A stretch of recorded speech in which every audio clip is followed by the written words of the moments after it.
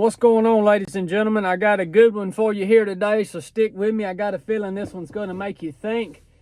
One of the biggest questions that I get from people, or have gotten from people, especially when they're going through hard times, they've lost loved ones, maybe they're sick, dying, like all of us, they say, how on earth can this be a good God that you talk about, Chad? A righteous God, a just God, and totally perfect in all his ways, sovereign.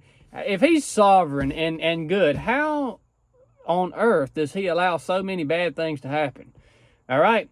Now, there's a lot of things we could say about that. We're going to hone in on one thing today. Bad things happen to people. Mostly, for the most part, it's on account of sin and this world that we live in, this fallen world. But sometimes bad things are happening to us for our own benefit. Did you ever think about that? Yeah. We're going to look at that real quick. We're going to look at two different places. The first one I want to look at right here is in 2 Corinthians.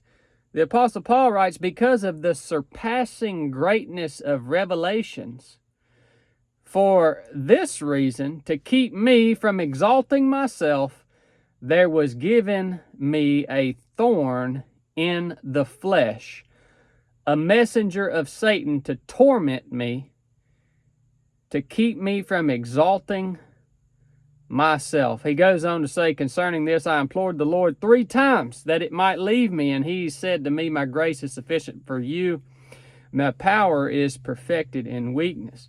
Here we see something bad happening to the Apostle Paul for his own benefit, so that he would not exalt himself. Man, isn't that the battle that we all fight as Christians? At least I'll speak for myself. That's the main battle, is self-righteousness, self-exaltation. We as humans, actually, because we are image bearers of God and we were created in his image, there's something in us that wants to be like God. That's why all this fell from its original design in the first place, is our human desire to be like God. That's why we have all this technology. We're trying to create artificial intelligence. We want to be the father of, or the creator of, some other being. That's our endeavor. Man, and the Almighty, when we belong to him, when we are his sons and daughters, he will actually chastise us and discipline us for our own benefit. And you know what? When we are disciplined by the Almighty God, our Father in heaven, it don't feel good. It actually feels like something bad's happening to you, because something bad is happening to you, because it's for your own benefit. Where am I getting this from?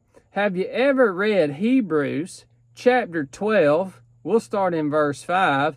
My son, do not regard lightly the discipline of the Lord, nor faint when you are reproved by him.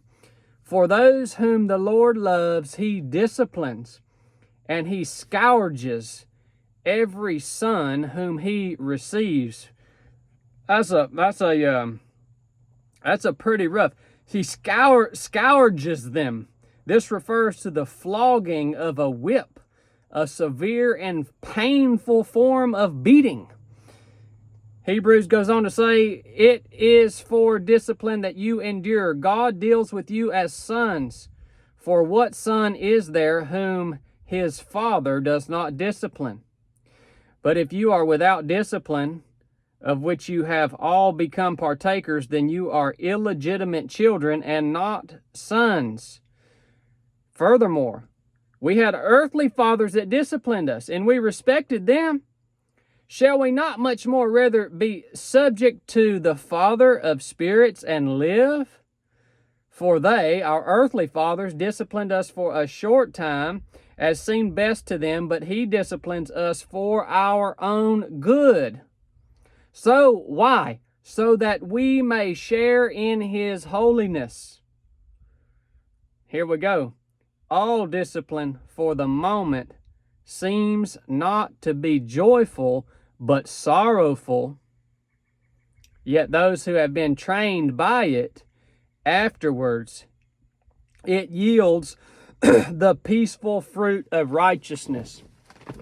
So, Christian, when bad stuff is happening to you, maybe you're like me, you get sick sometime, you wind up with a blood clot, or who knows, man. You know, sometimes it's hard to tell. Why is this happening? What is this thorn in my flesh? What is this thing?